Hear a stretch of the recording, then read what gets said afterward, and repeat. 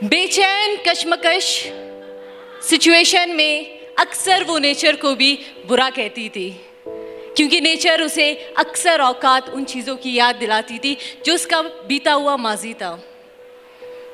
उसे समझ नहीं आता कि वो माजी को याद रखे कि वो मुस्तकबिल पे ध्यान दे। हाल तो बेहाल ही था। आज फिर कुछ ऐसा हुआ जिसने उसे माजी में धकेल दिया। वो अक्सर अपने स्कूल में सुना करती थी कि वो दुनिया की सबसे खुशनसीब लड़की है। लोग उसे रोक रोक के कहते थे, यार तुमने क्या किस्मत पाई है, सब कुछ है तुम्हारे पास, खूबसूरती, टैलेंट और माँ बाप की मोहब्बत। और वो हमेशा प्राउड होती थी कि या डेफिनेटली मेरे पास तो है। बट हमारी ज़िंदगी का एक अलमिया है, वो हमें बेशुमार अता करती है और कभी कभी इतना ज़्यादा अता करती है कि शायद वही हम पे बोझ बनने लगता है। उसके कहने पे हर एक उसकी खुशी ख्वाहिश पूरी हो जाने वाली होती थी।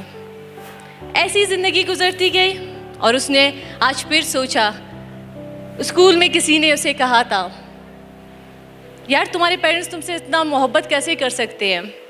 और उसने जवाब दिया था, मोहब्बत ऐसी भी होती है। उसके माँ बाप जब भी वो घर में आती थी तो पूरा घर उसके हवाले कर दिया जाता था और ख्वाहिश पूरी, वो जहाँ चाहती वहीं पहुँच जाती, वो जो मांगती उसे दे दिया जाता। और फिर लड़कियों की अगर ख्वाहिशें ऐसी पूरी हो तो उनकी एक्सपेक्टेशंस बढ़ जाती है। ये ज़िंदगी का अलमिया है कि ज़िंदगी में कभी कभार ऐसे लोग आपकी ज़िंदगी में आते हैं जो ज़िंदगी का एक पोर्शन है जिसके बारे में लड़कियों को बात करने की इजाज़त नहीं होती। डेफिनेटली उसकी ज़िंदगी में भी कुछ ऐसा हुआ, मोहब्बत हो गई उसे किसी लड़के से। अब वो लड़की जिसने पूरी ज़िंदगी ये सोचा हो बात मानी जाएगी उसकी, तो क्या एक्सपेक्ट करेगी कि उसके ऑप्शन को रिजेक्ट किया ही नहीं जा सकता। मगर माँ बाप की मोहब्बत भी तो एक्सट्रीम लेवल की थी। उन्होंने कहा, नहीं बेटा ये तुम्हारे काबिल नहीं। अब लड़कियाँ जितनी एक्सपर्ट हो, जितनी ज़िद्दी हो, माँ बाप की बात तो रद्द नहीं करते।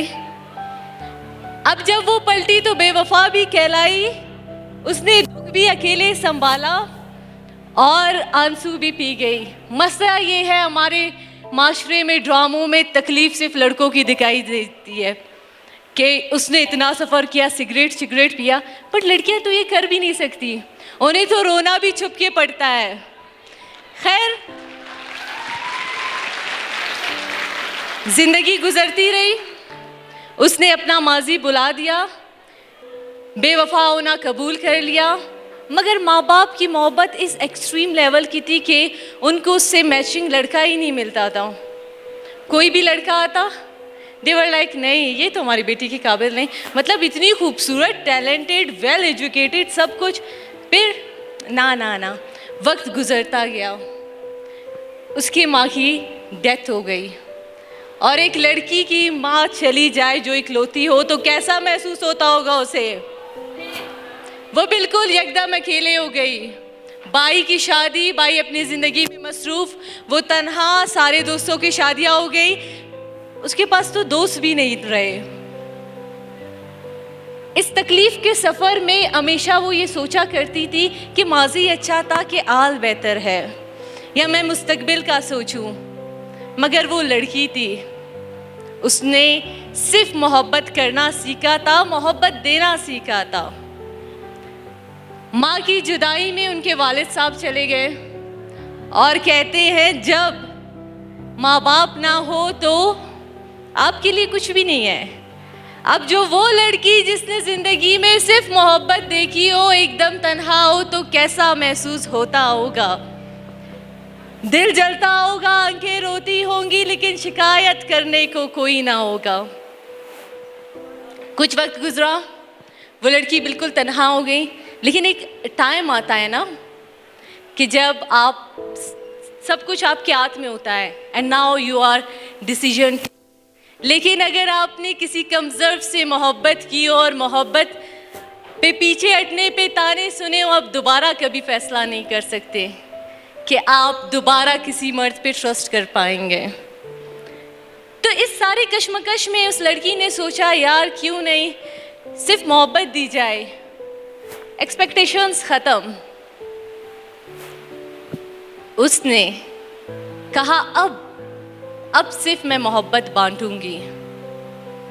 उसने अपना गोल सेट किया था कि वो ऐसा इंस्टीट्यूट बनाएगी जिसमें वो सिर्फ बच्चों को नहीं पढ़ाएगी, माँ बाप को भी काउंसलिंग देगी कि मोहब्बत जब आप इतने एक्सट्रीम लेवल पे करते हो, उसके बाद आपकी बेटी तन्हा रहती है तो कौन मोहब्बत देगा?